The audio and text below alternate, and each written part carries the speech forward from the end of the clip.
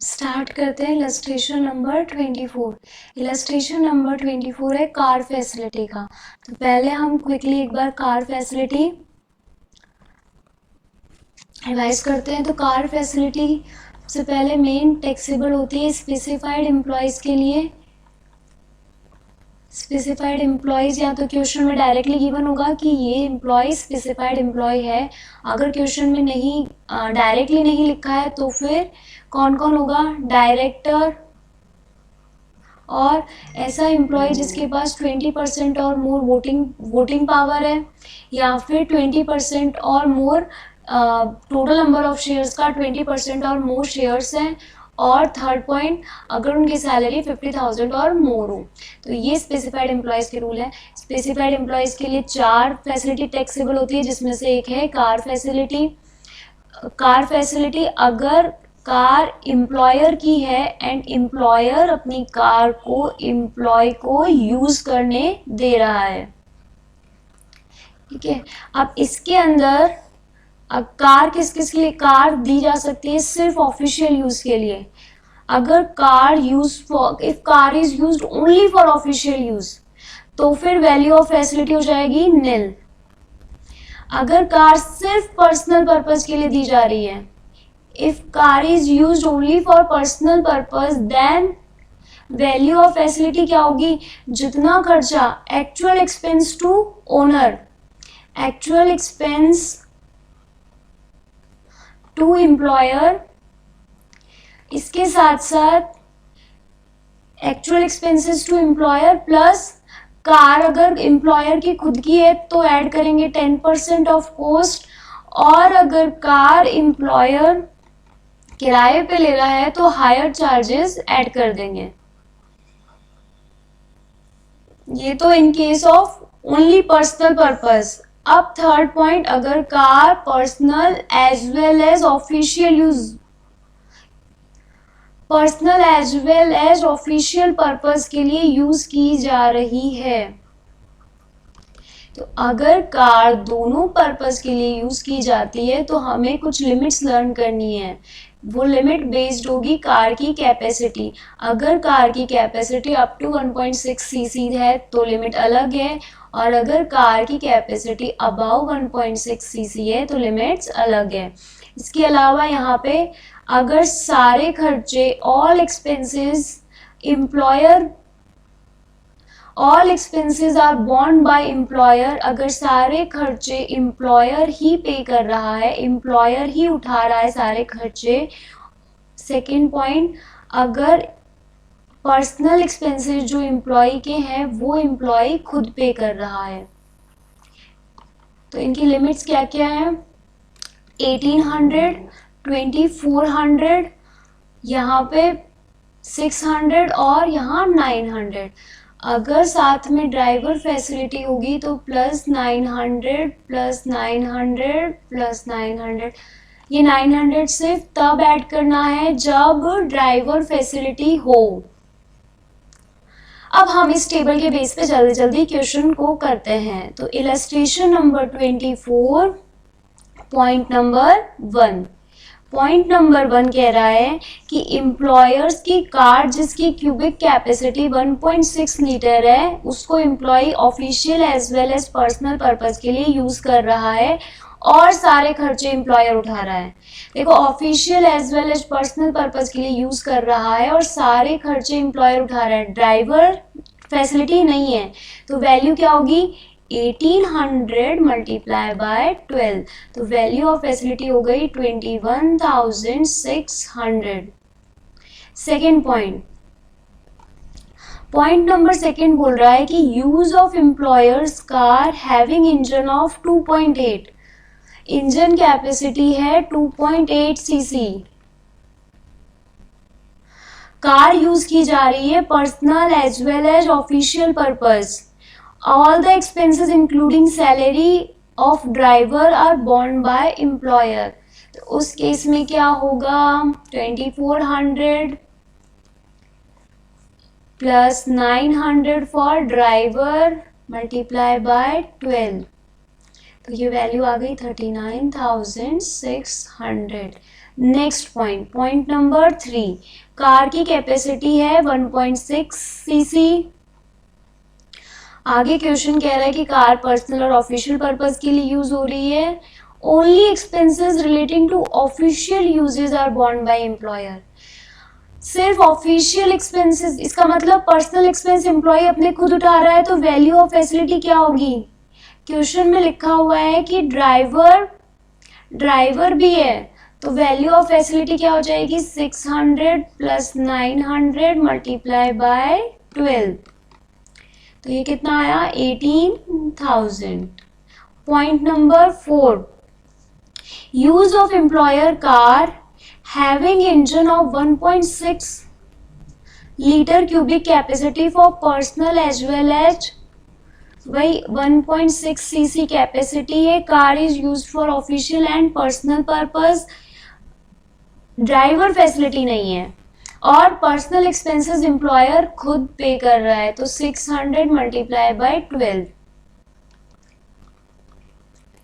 Point number 5, free use of employer's car जिसकी cubic capacity है 2 CC, जिसको personal और ऑफिशियल पर्पस बोथ के लिए यूज किया जा रहा है और पर्सनल एक्सपेंसेस एम्प्लॉय खुद पे कर रहा है और ड्राइवर नहीं है, तो 900 मल्टीप्लाई बाय 12, 900 मल्टीप्लाई बाय 12, तो ये हो गया 10,800।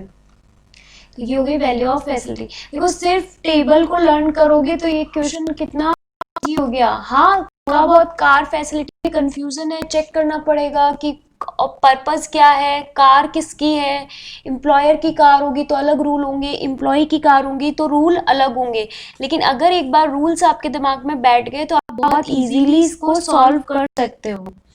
अब इसके अंदर जो लास्ट एफ पॉइंट है, उस एफ पॉइंट में एम्प्लॉयर 3 कार दे रहा है, तो अगर एम्प्लॉयर 3 कार देता है या एक से ज्यादा कोई भी कार होती है तो उसमें रूल ये लगता है कि एक कार होती है उसके लिए तो ये माना जाता है कि वो ऑफिशियल, तो इस क्वेश्चन में हमारे पास एक कार, 2 कार, 3 मान हो गई ऑफिशियल के लिए और बाकी पर्सनल पर्पस के यूज। अब कौन सी कार को पर्सनल पर्पस माने, कौन सी को ऑफिशियल पर्पस माने, ऑप्शन ए के लिए बेनिफिशियल हो, तो असेसी क्या चाहेगा? असेसी इनकम जो है सैलरी पे जो भी चाहेगा कि वो उतना अच्छा रिटर्न में। तो जो भी हम ऑप्शन बनाएंगे, जैसे ऑप्शन 1, ऑप्शन 2 एंड तीनों जिसमें भी कार की फैसिलिटी की वैल्यू सबसे कम होगी वो ऑप्शन एम्प्लॉय चूज करेगा। अब ये ऑप्शन कैसे बनेगा? तो ऑप्शन के लिए पहले ऑप्शन तो हम ऑफिशियल सिर्फ पर्सनल पर्पस के लिए यूज।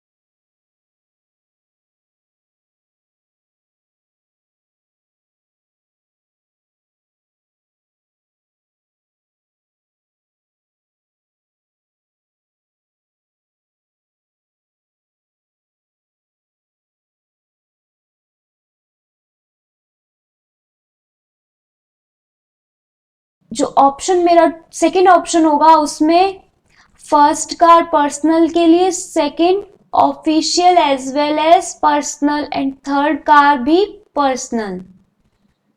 सिर्फ एक कार को ये मान सकते हैं कि वो official as well as personal purpose के लिए यूज हो रही है। नाउ थर्ड ऑप्शन में first car personal, second car personal and third car official as well as personal. अब अभी जब हमने ये वीडियो स्टार्ट किया है तब हमने पढ़ा था कि ऑफिशियल एंड पर्सनल पर्पस के लिए कार की क्यूबिक कैपेसिटी चेक करते हैं, फिर उस अकॉर्डिंग जो भी 1800, 2400, 600, 900 जो भी वैल्यू आती है वो लेते हैं। लेकिन पर्सनल का वैल्यूएशन कैसे करते हैं? तो पर्सनल के वैल्यूएशन के लिए जो भी टोटल कार की कॉस्ट आती है प्लस अगर कार एम्प्लॉयर की खुद की है तो लिया जाता है 10% ऑफ कॉस्ट, और अगर कार खुद की नहीं होती है तो हायर चार्जेस लिए जाते हैं। तो अगर हम कार का अभी पर्सनल पर्पस के हिसाब से वैल्यूएशन निकालें तो कॉस्ट क्वेश्चन में गिवन है फर्स्ट कार की 3,50,000, सेकेंड कार की 5,10,000 एंड थर्ड कार की 4,89,000। इसका मतलब तीनों की कॉस्ट गिवन है, इसलिए एम्प्लॉयर ही इसका ओनर है, तो 10% ऑफ कॉस्ट, इस अमाउंट का 10% निकालो 35,000, इसका 51,000 एंड कार थर्ड का 48,900। इसके अलावा क्वेश्चन में एक्चुअल एक्सपेंसेस गिवन है। मैं आपको ये सारे एक्सपेंसेस एक साथ ही लिख रही हूँ, आप उसको पेट्रोल एक्सपेंसेस, फिर पेट्रोल एक्सपेंसेस का पूरा अमाउंट लिखना, उसके बाद मेंटेनेंस, देन यहाँ पे मैं टोटल एक्सपेंसेस एक साथ लिख रही हूँ क्योंकि क्वेश्चन में ये गिवन है 52,600, 74,700 और 79,300। इनको ऐड किया तो ये आया 87,600, ये आया 1,25,700 और ये 128200। तो ये हो गई वैल्यू ऑफ फैसिलिटी अगर कार सिर्फ पर्सनल पर्पस के लिए यूज की जा रही हो। अब मैं ये अमाउंट एज इट इज ऊपर वाली टेबल में लिख देती हूँ। अगर मैं फर्स्ट कार को सिर्फ पर्सनल पर्पस के लिए यूज कर रही हूँ तो वैल्यू ऑफ फैसिलिटी क्या होगी? देखो कार 1 अगर पर्सनल पर्पस के लिए है तो value of facility 87,600, 87,600। Second car को अगर पर्सनल पर्पस के लिए यूज किया जाए 1,25,700, 1,25,700। थर्ड कार को अगर पर्सनल यूज किया जाए वैल्यू ऑफ फैसिलिटी 1,28,00, 1,28,200। अब बात करते हैं अगर कार को official as well as personal purpose के लिए यूज किया जाए तो उसके लिए देखी जाती है कार की कैपेसिटी। देखो आपने 1600, 1200, 1800 दिया हुआ है तो उसको यही मानना है कि ये 1.6 सीसी, ये 1.2 और ये 1.8। 1.6 सीसी के केस में अगर कार ऑफिशियल और पर्सनल पर्पस की तो फिर सारे खर्चे एम्प्लॉयर उठा रहा हो तो वैल्यू, क्योंकि फर्स्ट कार के केस में कैपेसिटी 18 ये हो जाएगा। ऑप्शन 1 ऑप्शन है, दो ऑप्शन की वैल्यू ऑप्शन टोटल। अब देखो ऑप्शन 1, ऑप्शन 2 एंड ऑप्शन 3 में सबसे कम वैल्यू किसकी है? जिसकी वैल्यू सबसे कम होगी वो ऑप्शन हम चूज करेंगे। तो ऑप्शन चूज किया जाएगा सेकेंड, जिसमें second car is used for official as well and is used for purpose. 24 complete हुआ।